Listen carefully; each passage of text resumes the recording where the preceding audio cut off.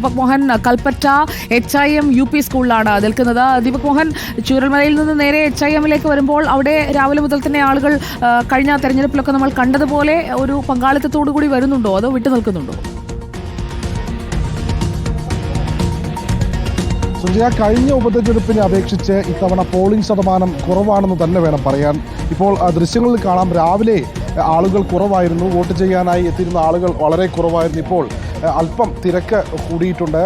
ഈ കൽപ്പറ്റ നിയോജക മണ്ഡലത്തിലെ 84, 86 എന്നീ രണ്ട് ബൂത്തുകളാണ് ഇവിടെ ആ 84ാമത്തെ ബൂത്തിൽ 1322 പേരും ഒപ്പം 86ാമത്തെ ബൂത്തിൽ 1386 പേരുമാണ് ആകെ മുഴുവൻ ആയിട്ട് വോട്ട് ചെയ്യാൻ എത്തേണ്ട ആളുകൾ. പക്ഷേ രാവിലെ വോട്ട് ചെയ്യാൻ എത്തുന്ന ആളുകളുടെ എണ്ണം കുറവായിരുന്നു. എന്നാൽ ഉച്ചയ്ക്ക് ശേഷം അല്പം കൂടിയിട്ടുണ്ട്. ഇപ്പോൾ 38.99% ആണ് ആകെ പോൾ ചെയ്ത വയനാട് ലോക്സഭാ മണ്ഡലത്തിലെ വോട്ടിംഗ് ശതമാനം. ഇനിയും ആളുകൾ എത്തുകയാണെങ്കിൽ ഒരുപക്ഷെ കഴിഞ്ഞ തവണ പോൾ ചെയ്ത ശതമാനത്തിന് അടുത്ത് വരെ എത്താൻ സാധ്യതയുണ്ട്. എന്നാലും കഴിഞ്ഞ തവണ 82%-ത്തിനടുത്താണ് പോൾ ചെയ്തത്. അത്രയും ഇത്തവണ പോൾ ചെയ്യാൻ സാധ്യതയില്ല. കാരണം ഇപ്പോൾ തന്നെ സമയം നേരത്തെ അലി സൂചിപ്പിച്ചതുപോലെ 1:30 ആയിരിക്കുന്നു. ഇനി വരുന്ന മണിക്കൂറുകളിലെ വോട്ടിംഗ് പ്രധാനമാണ്. രാവിലെ ചിലയിടങ്ങളിൽ, അതായത് ഈ കൽപ്പറ്റ നിയോജക മണ്ഡലത്തിലെ ചിലയിടങ്ങളിൽ ചില ബൂത്തുകളിൽ ചില സാങ്കേതിക തകരാറുകൾ വന്നിരുന്നു. മുണ്ടേരിയിലെ സ്കൂളിൽ 3 തവണ പോളിംഗ് നിർത്തിവെക്കേണ്ട ഒരവസ്ഥ വന്നു. പിന്നീട് സാങ്കേതിക തകരാറുകൾ പരിശോധിച്ച് ക്ലിയർ ചെയ്തതിന് ശേഷമാണ് വീണ്ടും പോളിംഗ് പുനരാരംഭിച്ചത്. 3 തവണ വോട്ടിംഗ് മെഷീൻ മാറ്റി. ആദ്യത്തെ മെഷീൻ തകരാറിലായതിനെ തുടർന്ന് അവർ കൊണ്ടുവന്ന സ്പെയർ ഉപയോഗിച്ചു. എന്നാൽ പിന്നീട് വീണ്ടും മൂന്നാമത്തെ മെഷീനാണ് ഇപ്പോൾ. ആ മെഷീനിലും ഇപ്പോൾ വോട്ടിംഗ് പുരോഗമിച്ചുകൊണ്ടിരിക്കുകയാണ്. വയനാട്ടിലെ പ്രധാനപ്പെട്ട പ്രമുഖ നേതാക്കന്മാരും പൗരപ്രമുഖരും ഉൾപ്പെടെയുള്ളവർ ഇന്ന് വോട്ട് ചെയ്യാനെത്തി. രാവിലെ കൽപ്പറ്റ MLA T സിദ്ദിഖ് കൽപ്പറ്റയിലെ ഗവൺമെൻറ് LP സ്കൂളിലാണ് വോട്ട് ചെയ്യാനെത്തിയത്. അതിനുശേഷം മറ്റുള്ള പൗരപ്രമുഖരെല്ലാം തന്നെ ഇവിടെ എത്തിച്ചേർന്നിട്ടുണ്ട്. ഇനി ഉച്ചയ്ക്ക് ശേഷം വയനാടിൻ്റെ മന്ത്രിയായ OR കേളു തിരുനെല്ലിയിലാണ് വോട്ട് ചെയ്യുക. വയനാടിൻ്റെ മറ്റൊരു MLA ആയ സുൽത്താൻ ബത്തേരി MLA IC ബാലകൃഷ്ണൻ അദ്ദേഹത്തിൻ്റെ വീടിനടുത്തുള്ള കേണിച്ചിറയിലെ LP സ്കൂളിൽ വോട്ട് ചെയ്ത് മടങ്ങിയിട്ടുണ്ട്.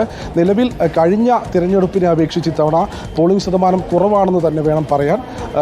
രാവിലെയാണ് ഈ പ്രിയങ്ക ഗാന്ധി കൽപ്പറ്റയിലെ സെന്റ് ജോസഫ് സ്കൂളിലെത്തി വോട്ടർമാരെ കണ്ടത്.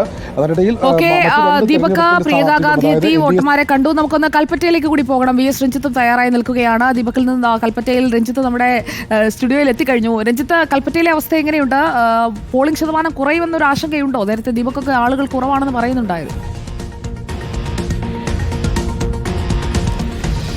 സുജയ്, തീർച്ചയായിട്ടും നേതാക്കന്മാരുടെ പ്രതികരണത്തിൽ തന്നെ പോളിംഗ് ശതമാനം കുറയുന്നതിൻ്റെ എല്ലാ സൂചനകളും ഉണ്ട്. കാരണം നേരത്തെ BJPയുടെ സ്ഥാനാർത്ഥി നവ്യ ഹരിദാസ് ഒരു പോളിംഗ് ബൂത്തിൽ പോയിട്ട് പറഞ്ഞത് പോളിംഗ് വളരെ കുറവാണ്, ആളുകളൊന്നും എത്തുന്നില്ല എന്നുള്ളതാണ്. അതേപോലെ തന്നെ നമുക്ക് UDFൻ്റെയും LDFൻ്റെയും ഒക്കെ ക്യാമ്പിൽ നിന്ന് നേതാക്കന്മാരുടെ പ്രതികരണം മാത്രമല്ല, ഇപ്പോൾ ഒരു ഉച്ചവരെയുള്ള ഒരു പോളിംഗ് ശതമാനം എടുത്ത് പരിശോധിച്ചാൽ തന്നെ 38%. സാധാരണയൊക്കെ ഉച്ചയാകുമ്പോഴേക്കും ഒരു 42-45 കവിഞ്ഞ പോളിംഗ് ഉണ്ടെങ്കിലേ ഉള്ളൂ. കഴിഞ്ഞ 2024 തന്നെ പോളിംഗ് 73% വയനാട്ടിലുണ്ടായിരുന്നു. 2019 അത് 80%, അത് 82% ഉണ്ടായിരുന്നു. അപ്പോൾ ഈ ഏറ്റവും ഒടുവിൽ കഴിഞ്ഞ പൊതു തെരഞ്ഞെടുപ്പിലെ പോളിംഗ് ശതമാനം പോലും എത്താനുള്ളൊരു സാധ്യത ഇല്ല എന്നുള്ളതാണ് ഇന്ന് രാവിലെ UDFൻ്റെ നേതാവ് പറഞ്ഞിട്ടുള്ളത്. അതായത് UDF നേതൃത്വങ്ങൾ പറയുന്നതും പോളിംഗ് ശതമാനം കുറഞ്ഞാൽ അത് ഭൂരിപക്ഷത്തെ സ്വാധീനിക്കും എന്ന രീതിയിലാണ്. നേരത്തെയൊക്കെ UDF 5 ലക്ഷത്തിൽ പരം ഭൂരിപക്ഷം, അതൊരു ആശങ്കയാണ്. സ്നേഹമേ ഉള്ളോ വോട്ടില്ലേ 5 ലക്ഷം എങ്ങനെ കടക്കും എന്നൊരു ആശങ്ക അവിടെ നിൽക്കുന്നുമുണ്ട്. രഞ്ജിത്ത്, ഞാനൊന്ന് മുബഷീറിലേക്ക് കൂടി പോകുന്നു. നിലമ്പൂരിലാണ് മുബഷീർ ഇപ്പോൾ ഉള്ളത്. നിലമ്പൂർ നെടുങ്കയത്ത് അവിടുത്തെ ബൂത്തുകളിലൊക്കെ എന്താണ് അവസ്ഥ മുബഷീർ? ഭൂരിപക്ഷം 5 ലക്ഷം കടത്തി 6 ലക്ഷത്തിൽ എത്തിക്കുമെന്നൊക്കെയാണ് UDF പറയുന്നത്. പക്ഷേ വോട്ട് അത്രയും ബൂത്തുകളിലേക്ക് ആദ്യ പകുതിയിൽ എത്തുന്നില്ലല്ലോ.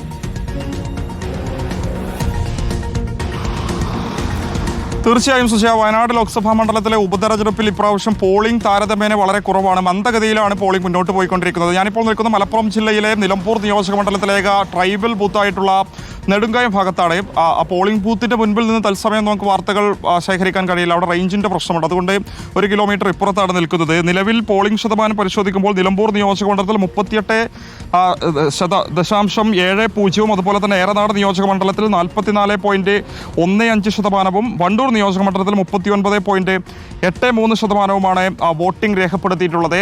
ആളുകൾ എത്തിത്തുടങ്ങുന്നു എന്നുള്ളതാണ് മുന്നണി നേതാക്കളൊക്കെ തന്നെ നമ്മളോട് വ്യക്തമാക്കുന്നത്. ഉച്ചയ്ക്ക് ശേഷം വലിയൊരു തിരക്ക് പോളിംഗ് സ്റ്റേഷനുകളൊക്കെ തന്നെ കേന്ദ്രങ്ങൾ അനുഭവപ്പെടുമെന്നുള്ളതാണ് നേതാക്കൾ ഈ ഒരു ഘട്ടത്തിൽ വ്യക്തമാക്കുന്നത്.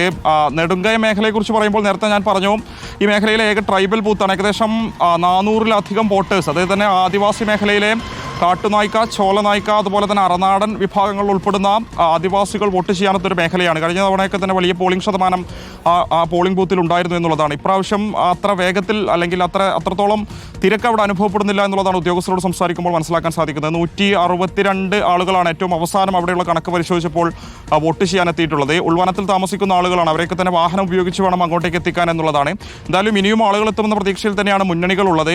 വോട്ടിംഗ് ശതമാനം കുറയുകയാണെങ്കിൽ അത് UDF-നെ ബാധിക്കുമെന്നുള്ളതാണ് LDF ചൂണ്ടിക്കാണിക്കുന്നത്. കാരണം അവർ വലിയ ഇത്തരത്തിലുള്ള ഭൂരിപക്ഷമൊക്കെ തന്നെ അവകാശപ്പെടുമ്പോൾ സ്വാഭാവികമായിട്ടും വോട്ടിംഗ് ശതമാനത്തെ അത് മുന്നണികളെ ബാധിക്കുമെന്നുള്ളതാണ് നേതാക്കളുടെ പ്രധാനപ്പെട്ട ആശങ്ക എന്നുള്ളതാണ്. എന്തായാലും മലപ്പുറത്തെ മറ്റു മേഖലകൾ, മലപ്പുറം ജില്ലയിൽ ഉൾപ്പെടുന്ന ഏറനാട്, വണ്ടൂർ, അതുപോലെ തന്നെ നിലമ്പൂർ നിയോജക മണ്ഡലങ്ങളിലെ മറ്റിടങ്ങളിലും ആ രീതിയിൽ തന്നെയാണ്, മന്ദഗതിയിൽ തന്നെയാണ് പോളിംഗ് മുന്നോട്ട് പോയിക്കൊണ്ടിരിക്കുന്നത്. സുജയ.